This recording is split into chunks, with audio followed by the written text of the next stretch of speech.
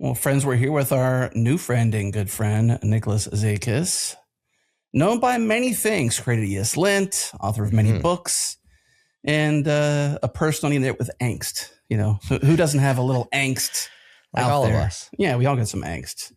But this one recently against GitHub's stewardship and securing of NPM, which I know a lot of people have an issue with. So when I saw this post and I read this post, I got to get you on the podcast. So here you are. Welcome to the show. Yeah, thanks for having me. I think thanks for having me back. I think I've been here before. JS Party, maybe, right, Jared? JS Party? You know, we were talking about it yesterday, and I know him online. I feel like I've met him before, but I didn't actually go back in our catalog and look you up. So I would only assume it was either an old episode of the Changelog or a not quite as old episode of JS Party, but for sure you've been on the network. Yes, definitely. I wasn't on the podcast. That's why I said that. Oh, okay. Then welcome to the podcast. Yeah, welcome to the both of us and the three of us. What is the best way to open this can of worms, honestly? I mean, should we go to the end and work way back? How should we begin this discussion on securing NPM and what GitHub can do about it? Yeah, that's a good question. I think it might help to talk a little bit about 2025 and what was going on with NPM then, and then we can jump off from there. So in September alone, there were 500 packages that were compromised on NPM. Never mind the rest of the year, just 500 packages in that 1 month. And those attacks didn't really look any different than any of the attacks that we've seen before, which was basically like somebody steals some credentials one way or another. They start publishing compromised packages, and they usually add like a pre-install or a post-install script that executes the malicious code. And then they publish that to the registry, and they just wait for people to download it. And then as it downloads and that pre-install or post-install script runs, like that's when the trouble starts happening. And we've seen a bunch of different iterations of this. Sometimes it just is like looking to steal crypto. Other times it's looking for secrets. I mean, that was one of the big things last year, was running TruffleHog to discover secrets on the user's machine and then using those secrets to propagate itself. And I think that we're pretty lucky so far that the damage caused by these packages has been pretty minimal. I think one person lost like $500 in crypto or something like that. But it was getting to the point where, to me, it's looking a lot like somebody or a bunch of somebodies are trying to figure out how to get packages into NPM that will get distributed as quickly as possible to do something that is a lot more damaging than what we've seen so far. And that was basically what led me to stop and think about what's actually going on with NPM, what could change, and I think more like what could the next attack look like if things don't change? And from a maintainer's perspective as well, right? Because you're looking at it from the lens of somebody who's maintaining highly used open source projects over the course of forever, right? Yeah. So like ESLint, which I help maintain, over 200 million downloads a month. And we have had from time to time these very mysterious pull requests that show up where all it is somebody like changing a dependency with no description or anything. And when we ask them, hey, like, what are you trying to do on this? What's the point of this pull request? We get nothing.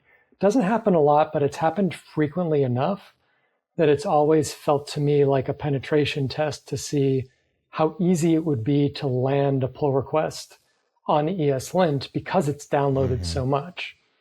And knowing that it's going to go out, basically immediately to all kinds of CI systems and personal laptops and what have you. Like, we're always very, very careful about changing dependencies and thinking about which dependencies we want to add into the ESLint package JSON file. Because there is a big responsibility when you have a package that's downloaded so frequently by so many different people. And it just kept coming back to like, no matter what I'm doing, no matter what security practices we're putting into place, it seems like there's always some way for somebody to get in and cause trouble. And we did have, I want to say maybe 9 or 10 years ago, we did actually have a compromised package get into ESLint, but it was one of our own packages, and it was, kind of traditional. Somebody had reused their credentials on another site. That site had been hacked, and they ended up having their NPM credentials stolen as a result, and then they could publish ESLint packages using that. After that, we changed so that nobody's individual NPM account has publish rights for ESLint packages. But we're still in this situation where like we use so many dependencies, and not to mention like dependencies of dependencies, that it's almost impossible to protect our users if some malicious package gets in the dependency tree somehow. So GitHub did respond to this, or they have done some changes. I don't know if it was in response or the timing was correct, that it seemed like it was in response. We had Faraz Abukadij on the show last year talking about just the onslaught and some of the details of those hacks, and it was fun to hear about how the hackers would do their hacking. And at the time, I think GitHub had announced some changes, but hadn't actually done them yet or rolled them out. You addressed some of those from a maintainer perspective. It seems like your read on the GitHub changes to the way it works is more maintainer burden and perhaps too tightly scoped. Is that fair to say? Or you want to give your impressions of some of the things they're doing to react to this? Because they're in the position of as the platform to be the most influential reactor, or like, are they the ones that have to basically make some changes, right? Yeah. So my read on the changes that they made was that it was pushing more responsibility onto maintainers. So eliminating the kind of older style tokens, I can understand, fine-grained tokens are way more secure. Like that makes sense. But then limiting the lifetime of those tokens, they went through a bunch of iterations. I think they finally landed on like 90 days. That alone, like if you're doing token-based publishing, like now you need to remember to update your tokens every 90 days, or you have to implement some sort of automation to do it for you on top of whatever else you're already doing. And the response to that was, well, if you use trusted publishing, the OpenID Connect feature that they have in GitHub Actions, then you don't need to actually store a token anymore. It's generated on the fly, and you can just publish using that.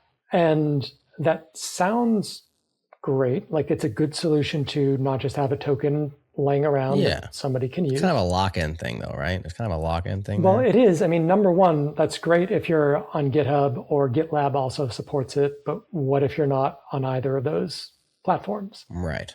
Like not every company in the world that's publishing NPM packages is using GitHub. They might have private repositories that might be publishing directly from their internal repositories and not having stuff out on GitHub or GitLab. And then the other problem is that there's no two-factor authentication for trusted publishing. And as a result, the OpenJS Foundation even came out and just said, for critical packages, we recommend that you don't use trusted publishing. Because if somebody is able to get access to your GitHub repo, all of a sudden, they're going to be able to publish your packages, and you won't know until it's too late. So trusted publishing is the beginning of a good solution. It's just not all the way there yet.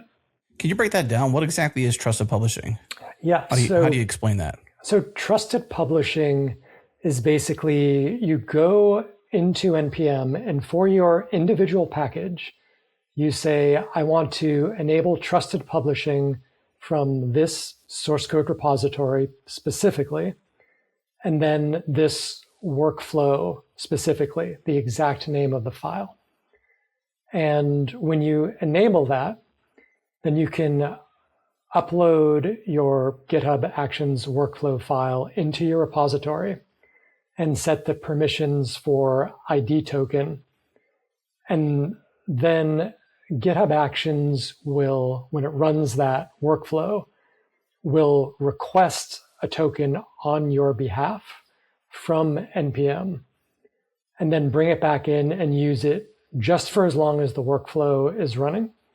And then that token is no longer useful anymore. So basically, it's on-demand, one-time use tokens for NPM. Is that used by a lot of maintainers? Is it, well, it's not fully implemented though, right? Well, so it's partially implemented now without two-factor authentication. That's the big thing that's missing. And there are a lot of people who are moving to it specifically because they don't want to have to deal with rotating tokens every 90 days. Right? Like that's just a lot of work. And especially if you consider, like, I think for me, I might be a maintainer for something like 100 packages, maybe more than that. I'm not sure. Some of them are pretty small and inconsequential, but sometimes those are the ones that make their way into larger dependency trees, and you can get in trouble with those. And so the initial reaction from myself and a lot of maintainers who read the post about the changes was like, how are we going to scale this? Right? How am I going to update all of these packages to do all of this?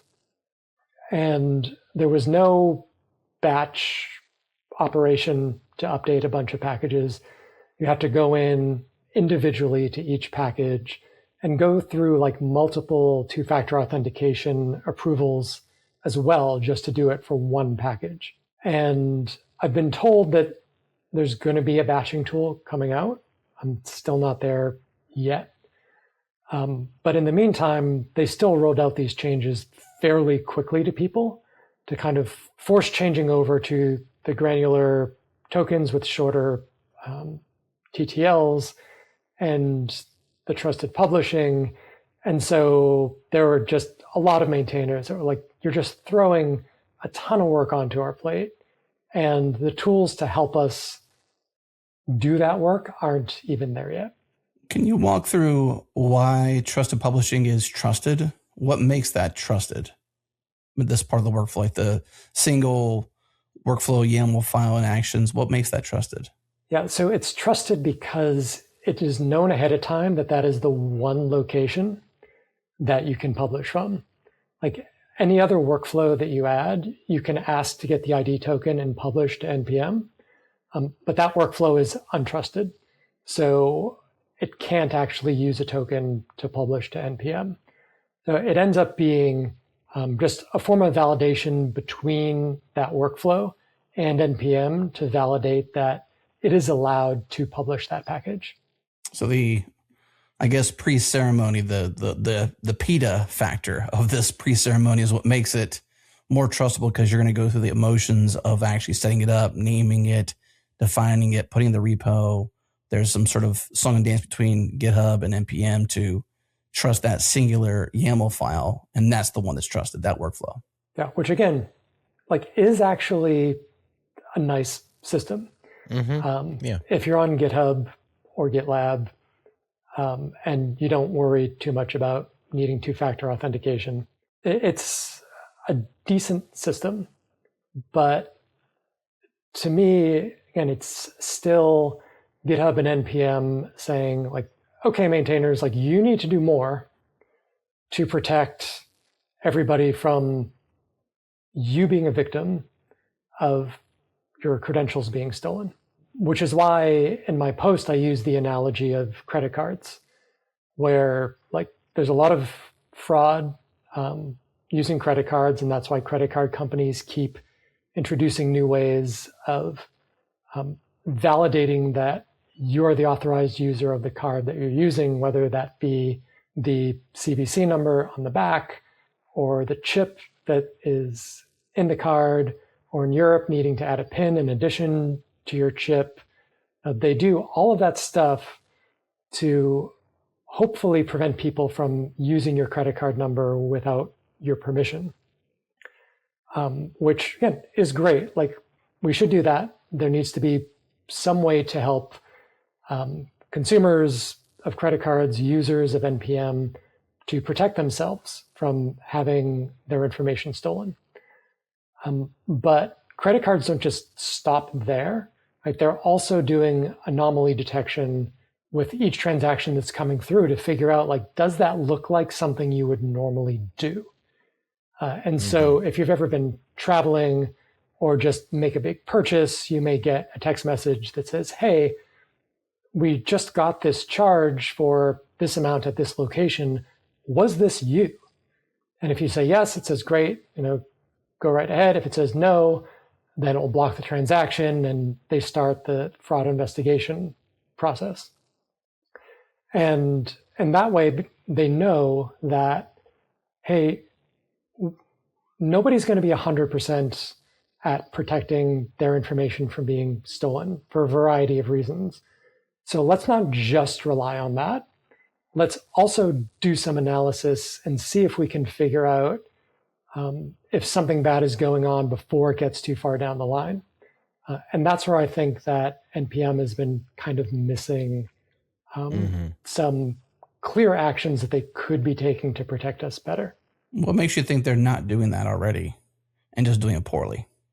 Well, from what I can tell, they have some ability to do this, because they said in one of their blog posts that, like, once they identified the pattern of the credential stealing attack, then they were preventing new packages from being uploading that had that same kind of signature.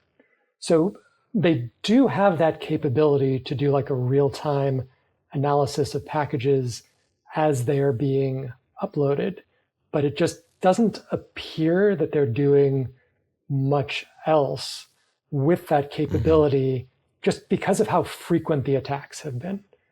Like if it was like, oh, like once a year, it's like, well, maybe like during those 11 months, they were kind of tweaking some knobs and twisting some things and trying to figure stuff out. But it was like every single month, another attack, almost doing the exact same thing. And then, later them coming in and saying, like, here's what we did to clean up the mess.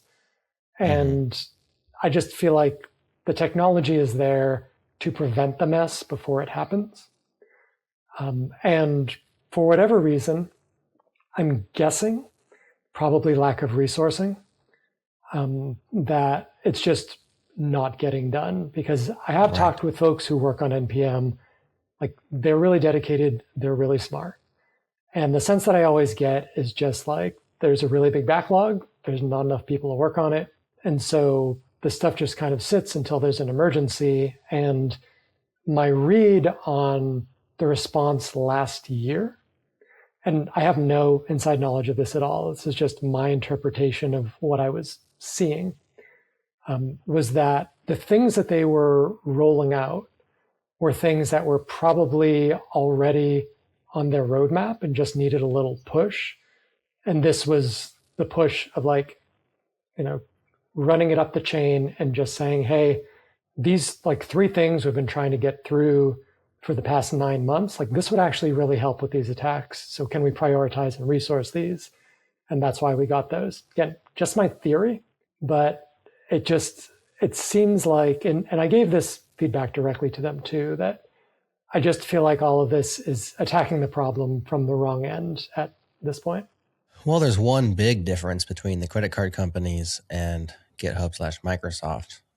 Otherwise, I agree with you entirely with the methodology of like, inference and fraud detection, like analysis, be more proactive than reactive, etc.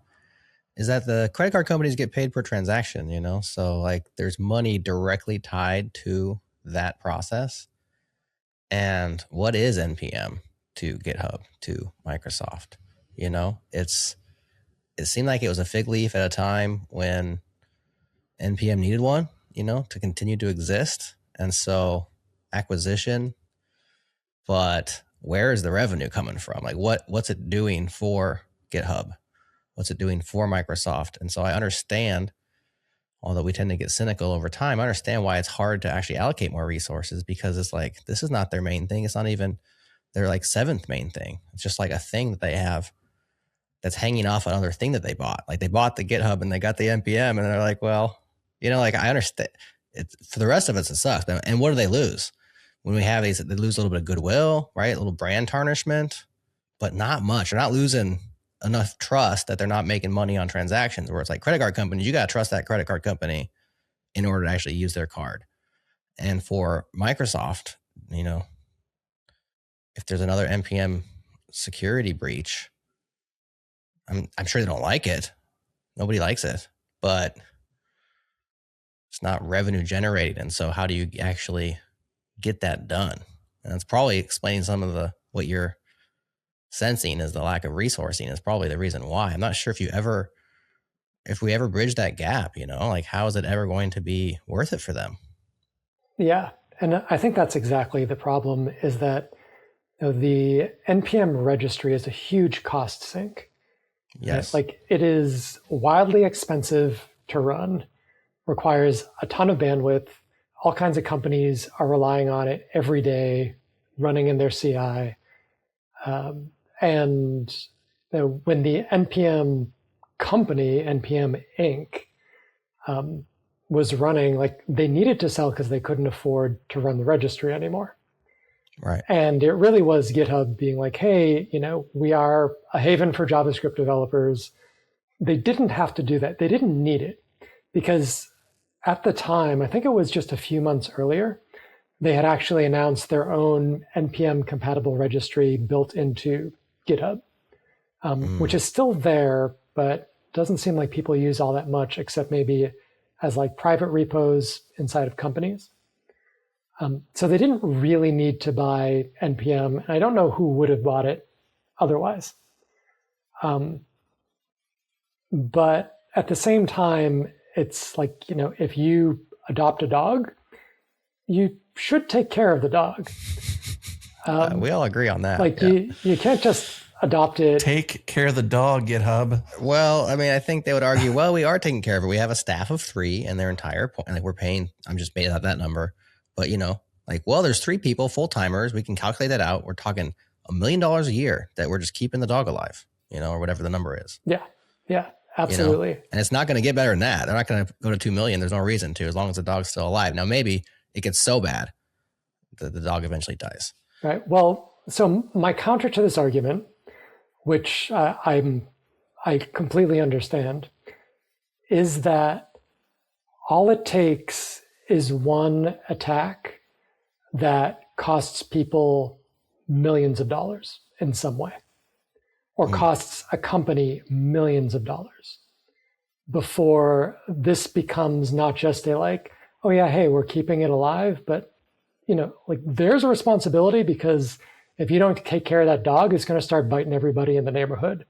And then you're looking at not just like, oh, this is, it tarnishes our reputation, like it doesn't look good. Now you're looking at like significant financial repercussions. And, I'm sure there's stuff in the terms of service that says that they can't be sued. But that's what I was going to ask. Like, could you actually go after them legally for negligence or something? But, there still might be some big company out there that's like, hey, you know what? We're just going to try it because we're a multi-billion-dollar company and we have the money to throw at lawyers, and why not? We'll give it a shot and see what happens. Right. But this has been my concern for several years now, is that when you treat these attacks as a nuisance, you leave the door open for more sophisticated attacks that are going to cause more trouble in the future. And I don't know what those look like. I mean, I could imagine another type of situation where we had, the crypto stealing package. Like, what if that wasn't targeting a crypto website? Like, what if that was targeting like a major banking website or a major stock exchange website? What would happen in that situation? And would those people who lost money through an NPM package that was compromised, would they even understand what was going on? Or would it just be like, by virtue of being on the laptop, I just got screwed? So I feel like that bigger attack is coming if something major doesn't change. It's likely, right? I mean, it's likely that a large player in some game with, deep implications is using dependencies from GitHub or NPM. It's like a 99% likelihood that someone's using it somewhere on the front end, and its attack vector. You may already be exploited, right? Yeah, you may, these little pokes may actually be just the precursor. Nicholas, do you have any insight into how staffed NPM is, given, your presence in the community? I don't. I've only had direct contact with one person, and I don't feel at liberty to discuss what we've talked about. But I don't have an idea of how big the team is. My only sense is that it's fairly small. Yeah, I would say demystify the black box of staffing, just so the community knows. Yeah. Is it being staffed? Is it understaffed? Is it, I don't know. I mean, if we're relying on this registry and ecosystem, at least be clear on what is, what's not clear with that part of it. Like, tell us. Yeah. I mean, I think last year I opened up an issue on NPM, and maybe by the end of the year, it got a response, like not even a like, oh, this is a good idea, this is a bad idea, just a like, oh, hey, that's interesting. And that was a good indicator to me that it was probably not resourced appropriately. I mean, especially when like PNPM came out after one of the attacks. I was like, okay, we're not going to let people install any package that's like newer than 7 days old or something, in the hopes that would prevent people from like rapidly downloading compromised packages before they could be caught and removed. And that PNPM moved faster than NPM, I think, was a bit of a wake-up call for me. Now, they're doing it on the client side, so how big of an effect does that have? I would guess like not huge, but they were trying to do something that they seemed like might help and was within their power to do so, which I applaud them for. And like with NPM, it just felt a little like, okay, these were some stuff that we were planning on doing anyway, and we're just going to roll those out. And we'll see what happens. Yeah. Let me ask a question that's maybe been asked, but maybe not directly like this. Like, is it still prudent to even use NPM given like the fact that you put an issue out there and it took that long to get a response, or just the seemingly lack of speed or initiative on the nuances? Like, I don't think security is a nuance, but you'd mentioned that they're a nuisance, which is a close N word to that. What's going on? I mean, should we keep using NPM? Are there alternatives? Should we create an alternative? If it was a possibility, what would that organization look like? Do you have any insights there? Yeah, so I think the short answer is that like the inertia behind NPM is so great that it's very difficult to extricate ourselves from it at this point. Like any JavaScript package that you want to install, you look at the README, it says install from NPM. Like people don't even know what else to do besides go to NPM to look for these packages. And Dino started an alternative package manager called JSR, which I actually had high hopes for, because I think that they put the type of thought into security and stability and stuff like that up front that NPM has kind of been adding on as it goes. Just like right from the start, like not allowing package name squatting, reserving certain package scopes that could be confusing to people. Like when I went to go sign up for JSR and I tried to grab the ESLint scope, because my initial reaction was like, oh God, like here's another place that I need to grab all the usernames on. And ESLint had been reserved. Like you couldn't actually go on the website and just say like, okay, I want the ESLint scope. You actually had to apply for it and prove that like you're the right person to be handling that scope. And they approved me really quickly because they knew who I was and that I was involved with ESLint. So I was able to get that. They had trusted publishing right from the start, or else you have to use two-factor authentication to publish locally. They, no pre-install or post-install scripts. There's just a lot that was really good about JSR. And it basically suffered the same fate as NPM, just on a much faster timeline, which was basically, there was a lot of interest early on, a lot of activity, a lot of iteration. Like I was filing issues on the JSR GitHub repo. They were getting answered like sometime within hours, and things just getting fixed and pushed out. But eventually that timeline started expanding to the point where I wasn't getting any responses anymore, even to bug reports.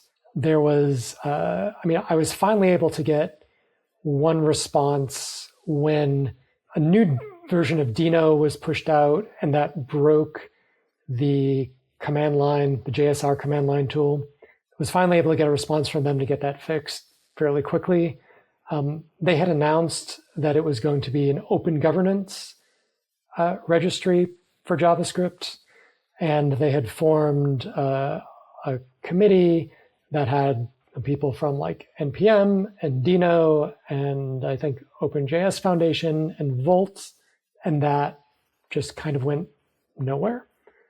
There hasn't been any updates since then. Like JSR is still running, but as far as I can tell, it's mostly an abandoned project at this point. And there's just some of the Dino diehards really like to use it, but it doesn't seem like it's ever going to be a real competition for NPM registry.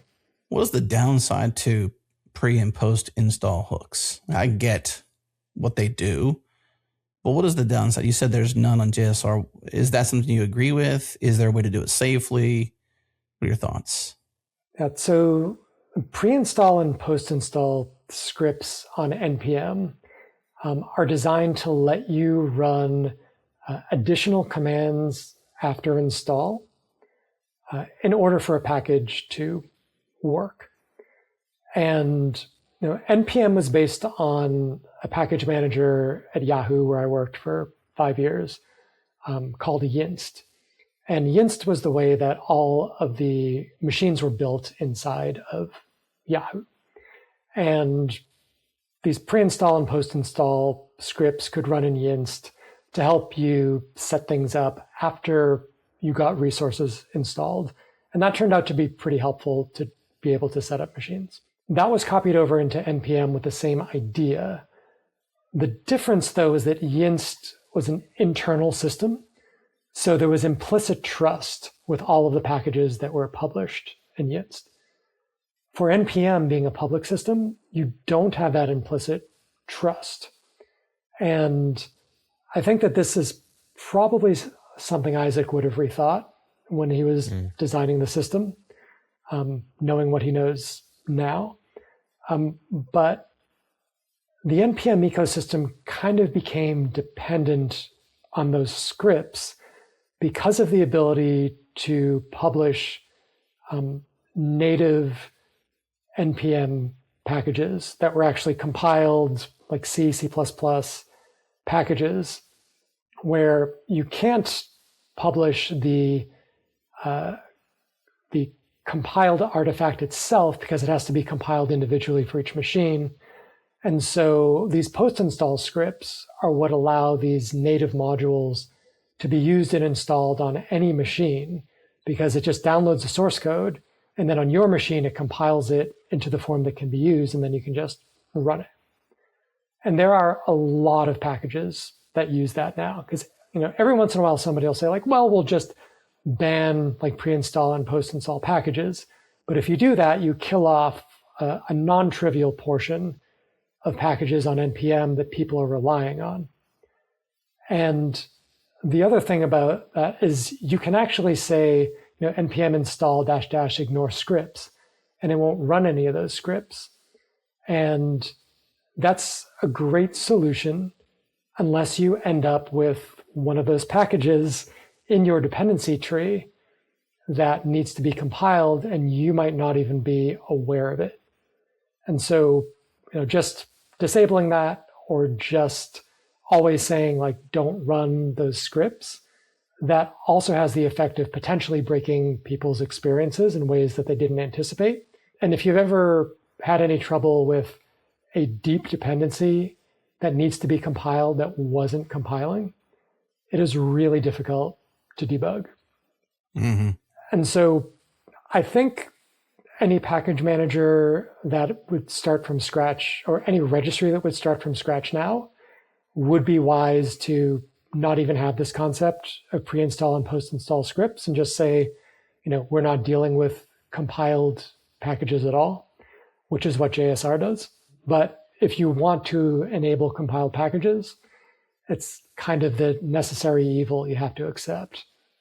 Do you mean the post-install or pre-install is going to install a compiled binary, and that's the threat, is that it's compiled and you can't see into it? No, so the threat is that the pre-install and post-install can run anything. Yeah, exactly. It might not compile anything. And this is what happened last year, was these packages would download and install Trufflehog, which is a secret scanner, and just execute it and find all the secrets and tokens on your computer when you downloaded it. It's one of those situations that Dino was trying to prevent with its permission system. Okay, you have an NPM package. Should it be able to call back out to the internet for some reason by default? That kind of seems like a bad idea. And so the permission system in Dino was built so that anytime a package was trying to do something that was unanticipated, reach out to the network, read something on the file system, you would have to opt into that behavior. And I know there's been some experiments with that on NPM. I don't think that those permissions actually apply to pre- and post-install scripts, if I remember correctly. Mm-hmm. But that is something that they could look at as well, of just okay, maybe pre-install, post-install scripts are not allowed to just willy-nilly go out to the internet. Maybe they need to get opt-in permission from the user in order to do that first. I imagine that would be a little bit more complicated than I'm making it sound. But always is. It's another option around those. I mean, my preferred option, which I talked about in the post, is just say, hey, if a package previously did not have a pre-install or a post-install script, and then it adds one, don't allow it to be a patch or a minor version upgrade. Force it to be a major version upgrade. Because for most people, that will not be installed automatically as the minor and the patch versions are. So if you just said oh, hell, hold on, for this 1.x branch of this package, you never had a post-install script before. And now you do, sorry, you got to bump that to 2.0.0 before we're going to publish it for you. And I think that alone would slow down attackers tremendously. Yeah. Because people will just not automatically be downloading those packages anymore. And hopefully someone, maybe it's Socket or maybe it's NPM themselves, will then have the time to identify that as malicious and get it pulled down before it is downloaded millions of times. That's what I was going to suggest. If it's, I like your idea, of course, as well. I think a major version bump is going to slow it down. It's not going to prevent publishing. It still allows movement. So if it's your package, you can still move along, but anyone else has to sort of adopt that based upon their SemVer. But what if you were constantly scanning any package or project that had a pre or post install script, anytime those were added or included and forevermore, that one gets special attention, special scrutiny on that script. If you're base 64ing something, if you're doing something nefarious, if you're making a network call, if you're doing an install of any sort, it's looked at and it has to be scanned and verified, like a security verification, so that at least you have some check and balance. Yeah, I like that idea a lot.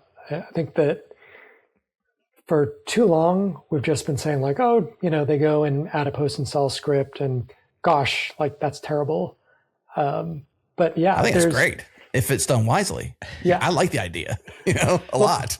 But there are all kinds of things that I think can be done with these packages to just make sure that they're safe. And yeah, I love that idea of just providing extra scrutiny to those. I mean, it could be the case that like, you even need like a waiting period if you're changing or adding, post-install scripts.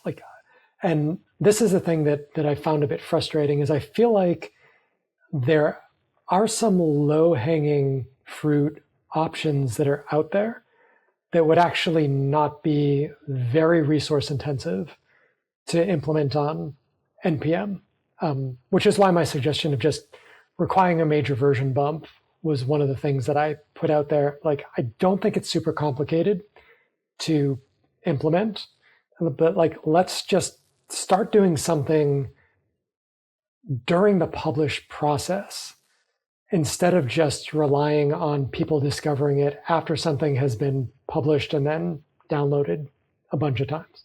I mean, you can even introduce, you got verified publishing, why not verified publishers? If you're going to give somebody the PETA factor to, make a token, renewable in some way, shape, or form, or a just-in-time credential that makes sense for the maintainer, why not only give certain types of ability, like the pre and post install, for example? If it's such a powerful thing, anyone who wants to use that, in addition to that, verify all maintainers or the organization or the maintainer, the kind of core maintainer, have some sort of connection to one real person inside of that package, project, whatever. And if you can't do that, then I'm sorry, you don't get that very special ability for this trusted network, or should be trusted network. It takes people though, right? But a lot of software can automate a lot of that, really. I mean, you can do a lot with that process. Yeah, I think that the resources for that would probably be fairly high and probably more than they could get in a short term. Let me say though, I think if you're GitHub though, right? If this is GitHub, which it is, then you have GitHub at your ready. So for those publishers, one easy way you could do it, or one easier way, is you can leverage the already need for securing GitHub, which is that project or that person has to use GitHub Auth. So you have a one person or somebody there, like you can leverage at least GitHub Auth and all the security put behind GitHub itself to have one verified member, or at least one member in the party. Gotcha. Yeah. Interesting. I think potentially an easier solution, which is a little bit heavy-handed, is you could just say, okay, all packages that have pre and post install scripts right now, you can keep doing it. Anybody else, you don't get to do it. We're basically cutting that off now and saying that, we're grandfathering in all those old packages so they will continue to work, but new packages, sorry, you're out of luck. We're just not going to do it for you. You need to figure out a different way to distribute stuff. And you can just tell your users a couple steps before and after, right? I mean, yeah. That's the easiest probable, method that you could do is just tell your users, you got to do something before and do something after to make this work right. Yeah. It's unfortunate. Yeah. Just go ahead and write your own shell script, or, here's the shell script, download it, and you need to run this. And then after that, it's fine. Right. But, again, I feel like there are some lightweight solutions that could be done instead of putting more responsibility on maintainers every time there's an attack. I'm saddened by your report about JSR. I had high hopes for it. It seemed like like you said, it was off to a good start. And I wonder what happened there. Like why? But what about Volt? You mentioned Volt. That's another one that's been up and coming from longtime, JS ecosystem people, Darcy Clark and friends, and then backed by a lot of people who have been around the ecosystem forever and have, benefited and had issues with NPM over the years. Is Volt been manifest? Is it a thing? Is it still becoming a thing? Is it a viable option? Because eventually we can't make GitHub do anything. And so if they're not going to do anything, we can continue to tell them they should and try to convince them. But having some other alternative, which I was hoping JSR would become, would be at least somewhere you could put your efforts into and say, let's all do this instead. And it would be grassroots and it would be a lot of work. And I understand there's billions of things being downloaded every month off of NPM. But if the package maintainers had somewhere to point people and say, you know what, for new versions of ESLint, you got to go here. Put it in your post install script. This is an old version of ESLint. For the new version, I'm only publishing on this other platform for, go read my blog for the reasons. If you can get like the top 100 package maintainers to do that, like you could probably make a dent, but we have to have somewhere to go. And if JSR is not going to be it, is Volt an alternative? What do you know about that one? Yeah, so Volt, as far as I know, was not in the business of providing a registry. It was more around tooling around NPM. Like a new client that does fancier stuff? Or yeah, basically new client does fancier stuff, more secure, etc. I haven't seen anything notable come out of that. In fact, again, I'm starting to think this might be me. I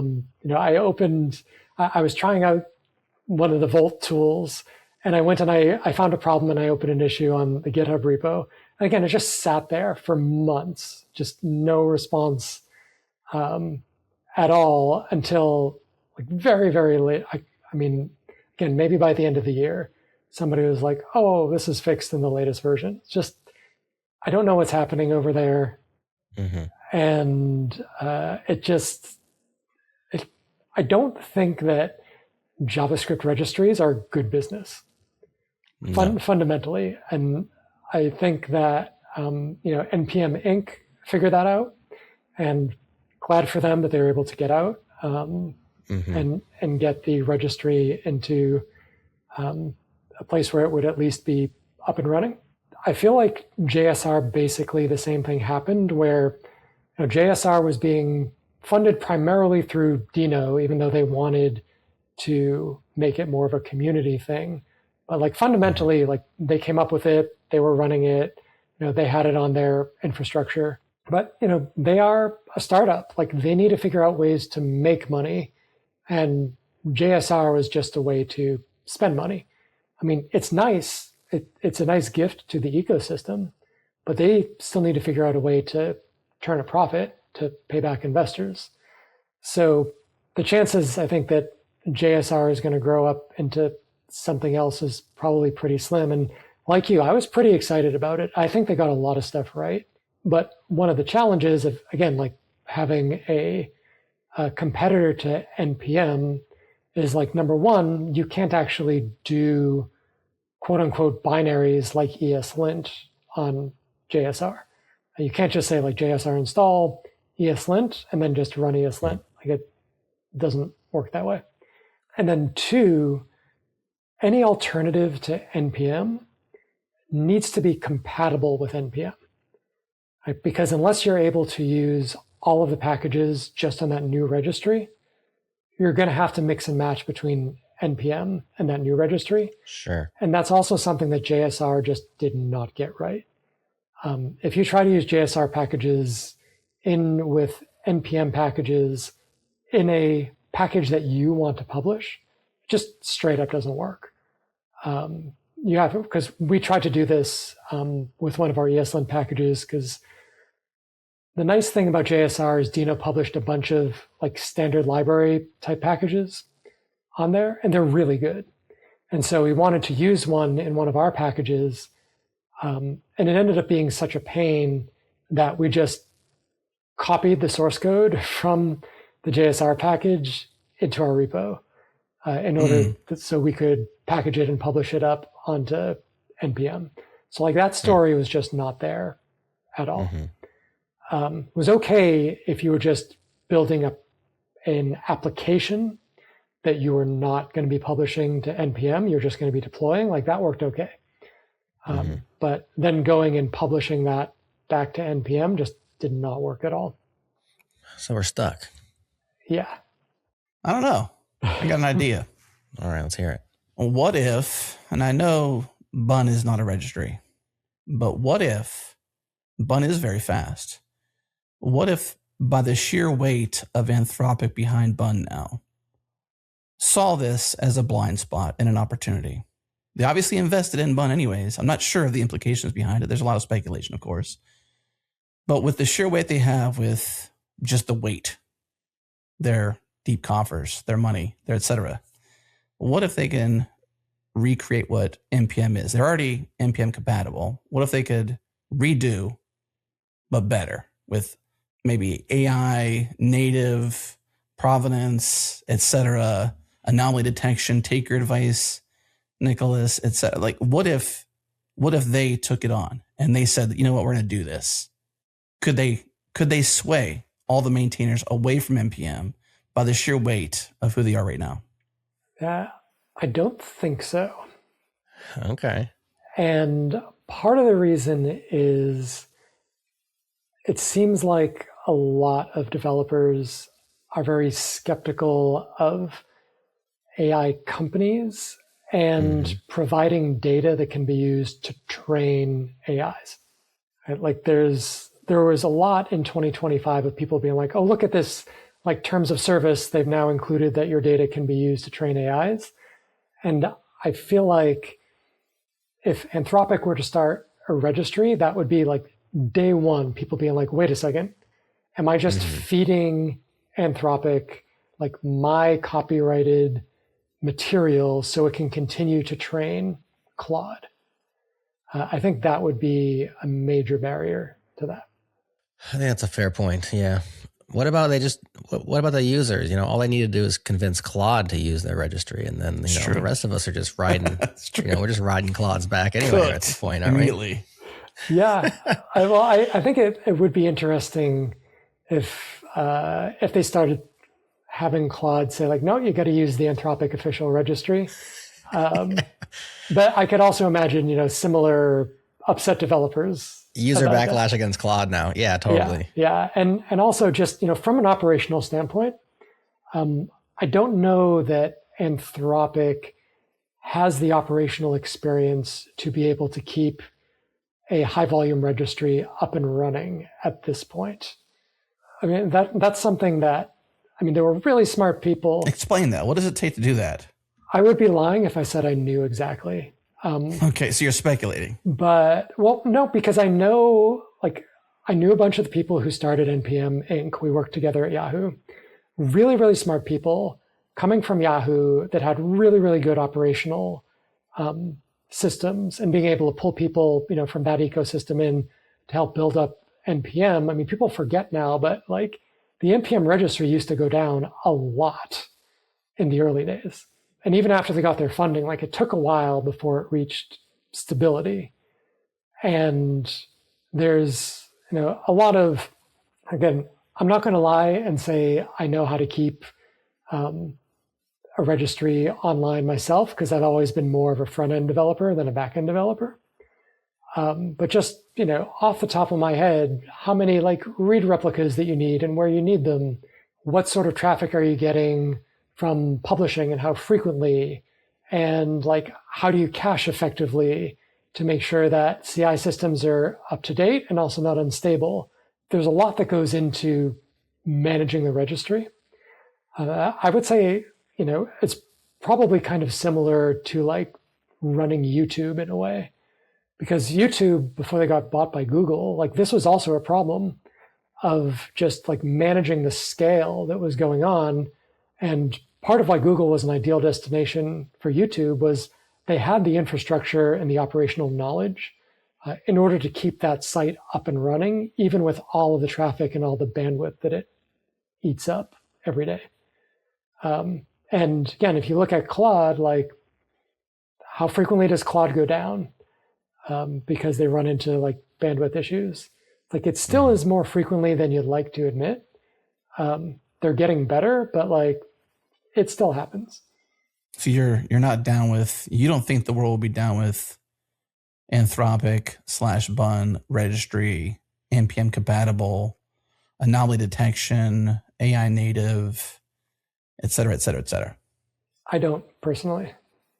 I think that for a registry to have a chance to compete with NPM, I think it has to come from a company or a person starting a company that is already trusted by the community. And that's why I thought JSR had a real shot. Because coming out of Dino, coming from Ryan Dahl, already had like a lot of trust in the community and, you know, always presenting himself as like wanting to do the right thing for the JavaScript ecosystem. I thought JSR really had that shot. And to see it kind of fade away has been really disappointing. Well, I think JSR was open source and supposed to be, it is, like you said, governed open. So there's opportunity for somebody else to pick up the mantle and run with it if there's no movement from the Dino team any further. If we look around all these different package ecosystems, like how do they all do it? Or is NPM at such scale that it doesn't really matter how Ruby Gems does it, how Perl continues to do it? I know Perl has like CPAN, which is mirrored around the world on different servers. Rust, I think, is Rust Foundation, but it's like way smaller in terms of how many crates there are compared to NPM packages. Java, I think Java isn't Maven run by like a single entity that sells commercial services. Are these all just like the scale isn't the same, so it doesn't really matter how they're doing it successfully? Or what are your thoughts on that? Yeah, I think that's exactly it. I think it's a scaling problem because like there were package managers around before NPM existed. And you know, Ruby Gems, so crates came around afterwards and was kind of inspired by NPM, but like they don't have anywhere near the scale. No, but what about PyPy, for instance? Like Python has huge scale. Yeah, I don't know that much about the Python ecosystem. Me neither. I know it's the Python Foundation. Python what foundation? Yeah, it seems to me these other languages usually follow a predictable pattern of, at some point, some developer was like, we need a package manager. They made one, people started using it, they started a foundation or a nonprofit or something that just kind of gets donations to keep it up and running. Yeah. And I think that that's where like the JavaScript story kind of went sideways of like, you know, it was started as, you know, a side project by Isaac Schluter and trying to find a home for that. He started NPM Inc., right, a for-profit business. And I think that that was probably the point at which the divergence from other languages hurt the long-term plan for the registry. Because again, like once you become a startup, you take VC, you're on the hook for making money, figuring out how. And then if you can't figure out how, they want you to sell to try to get as much money as possible, get it back. Like, you know, maybe in some ideal world, the NPM registry would have ended up, instead of at a for-profit company, in, you know, at the time, the jQuery Foundation, which went on to become the OpenJS Foundation. Right. I think that in an ideal world, that is probably what would have happened. Although I don't know, you know, ESLint is part of the OpenJS Foundation, so I do have some insight into how the foundation works. And I also don't know how the foundation would have been able to afford to keep the registry running. Probably the same way any foundation does, is just donations. They'd have to just beat the streets for bigger donations from funded companies that really want JavaScript to win. Like Google, for instance. Mm-hmm. When the web wins, Google wins, at least historically. Yep. And so they would be probably a sponsor, and it would just be like, let's just break even and continue to break even and pay these bandwidth costs and AWS costs or whatever it takes to run the thing. And that's how they're all running. But like you said, the scale is bigger than them all. I did confirm Python Software Foundation. I'm not sure what I was talking about with Python Science Foundation, but the PSF has oversight and donations, sponsorships, AWS, Google Datadog, Fastly provides $10,000 per month hosting. That's just reading this from a LLM lookup. So fact check that, but it makes sense that like that's the way it's working. It probably doesn't always work great. I'm sure there's push and pull on the direction, and there's quite drama around all the things, but like that's kind of how community run important things are maintained and continue, but they don't have the profit motive behind them. And so I think you're right on track there with like turning it into a business was probably a long-term death knell. And here we are. And had it gone to the OpenJS Foundation versus to GitHub, perhaps that would have killed it off for good, or perhaps it would have given it a better chance. I don't know. Obviously, we can't do the parallel histories, but it seems like it's in an okay place. It continues to exist. It operates pretty well, but it's so important now that the stakes have been, ratcheted up on the security side. And there are more things that need to be done. And there's really not much of incentive besides, like you said, some pending nuclear moment of terrible press and like user backlash and all these things. A huge security breach, perhaps legal action that would actually motivate them to really go after it. Or just the cool factor, man. Just the cool factor of implementing anomaly detection and like these verified users. And like that'd be a fun job, to save. Potentially, I mean, it's not a save because, you're going to keep using it, but you're kind of using it begrudgingly. You're not exactly thrilled that your NPM is not as secure as it should be. Scared. Yeah. It's your only option. It's like the road to there is paved with potholes and thieves and, people with weapons and stuff trying to take me out. It's like, that's not a good road. That's an exaggeration, of course, but, you've only got the one road to go down. And not much choice. And even if there was choice, based on what you've said, Nicholas, is that even with that choice, there might not be a mass exodus away from NPM to something else just because of its gravity. The packages behind NPM is if this math is correct, as of late 2005, 3.1 million packages. This is according to Wikipedia.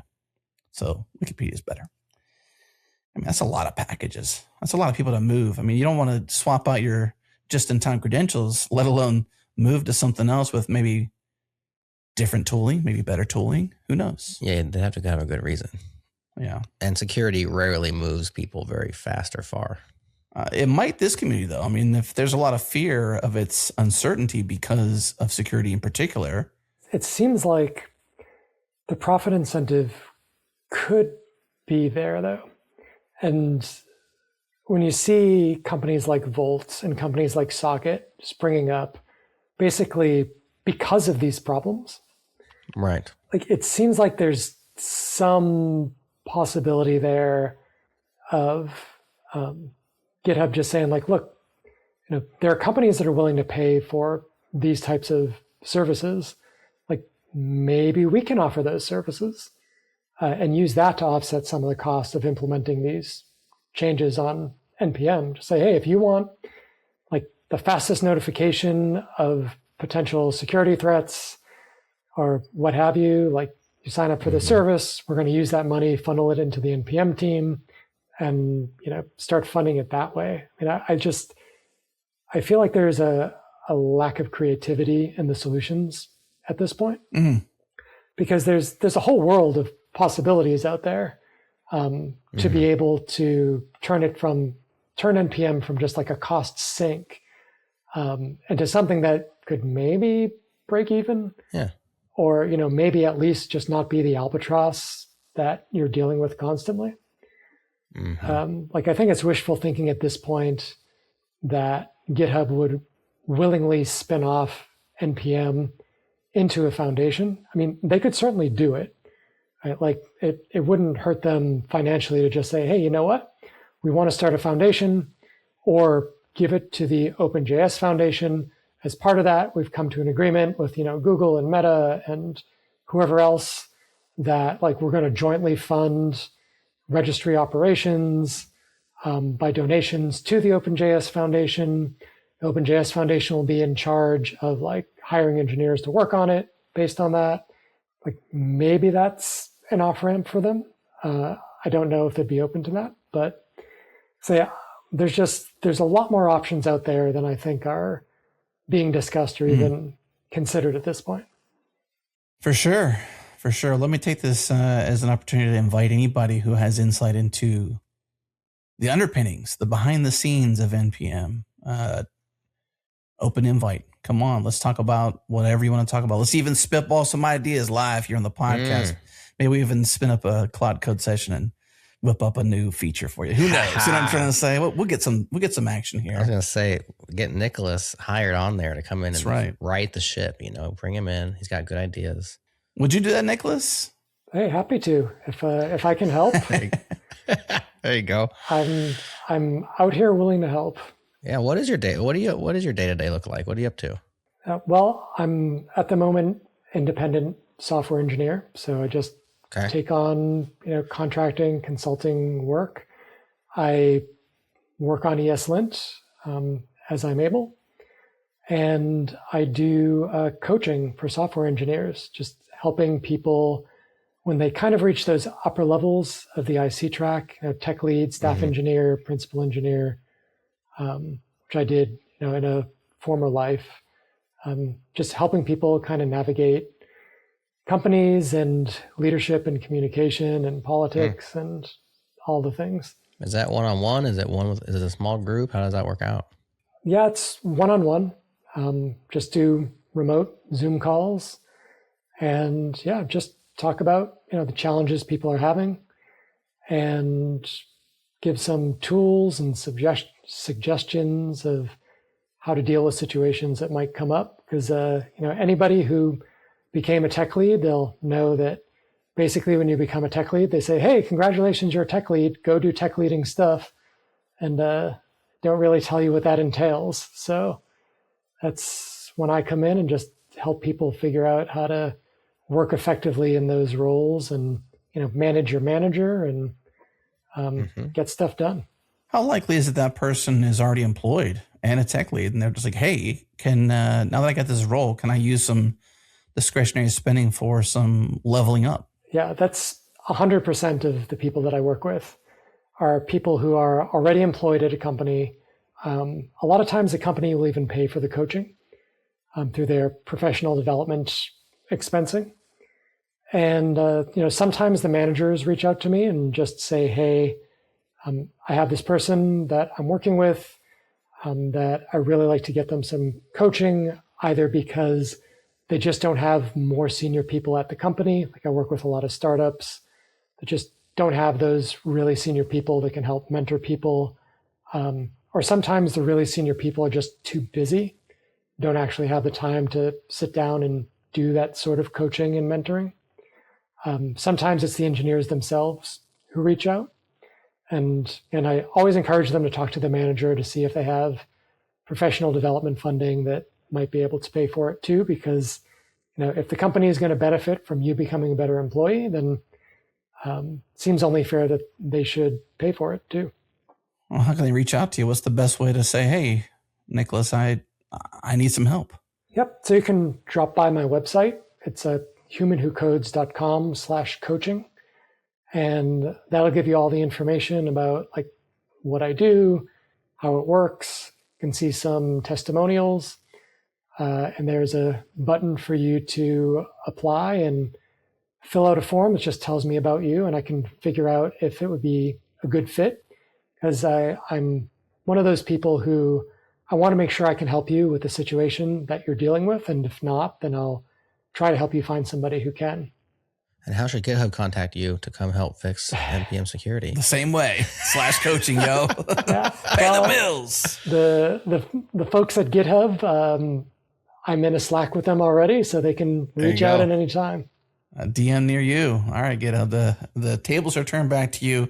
Come on the pod. Let's talk about NPM, or reach out to Nicholas, whichever you prefer. That's your next move. There you go. Let's make it happen. Nicholas, anything else on your mind? Anything else you want to talk about? It could be on topic, off topic, regarding what's going on in software world, or anything before we let you go. Yeah, I just wanted to say about AI. I don't think it's hype. I still see people out there saying, "Oh, this is just a hype train." It's not. Like personally, myself, I have seen like a 10x productivity improvement in the amount of code that I can now generate versus writing. And especially when you're like jumping around from project to project, saving me a ton of time. Like it would be really difficult for me to be productive writing code for ESLint right now. But with AI, like, hey, I know what I need to get done, and I can describe it fairly quickly and just kind of let AI go off and do it. So if you're one of the stragglers out there who's still not embracing AI in your day-to-day, like 2026 is the year. You got to start doing it now. 2026 is the year. There you go. How about resources for maintainers who have to maintain NPM modules, packages, whatever? Do you have any resources for them? Any advice for them? Maybe they're not paying attention as much as they should to the details. Where could they go to become leveled up?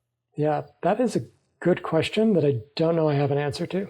I'd love to see that resource exist, because I feel like that's just like a natural thing too. Because I mean, NPM, I don't know NPM's docs, but I would imagine like that's the need there, but they're already not doing the other things as well as they could. So let's just do those things better. Yeah. But the docs can be, maintainers out there who've been down the road, have the bloody knuckles and the scars to prove it, and the backward facing desire for everyone else following them or following NPM or the ecosystem to be leveled up in some way, shape, or form. I'd love to see that happen. So if you're out there doing something like that, or you got that resource, or that's your next big AI generated things, I mean, that really could be something you can AI generate over a weekend. You can invent 100 new docs that were never there with a few prompts, and your new buddy Ralph and Claude just circling around whatever, get it done. If I'm remembering correctly, I think OpenJS Foundation might have put out something along these lines. Just not 100% sure. Well, very cool. Well, Nicholas, thank you for coming on the pod, sharing your time again with us back here on the Changelog. And thank you so much for your angst in sharing that, and just pushing the needle on what could be a secure NPM coming to you sometime soon. Yeah. Thanks for having me.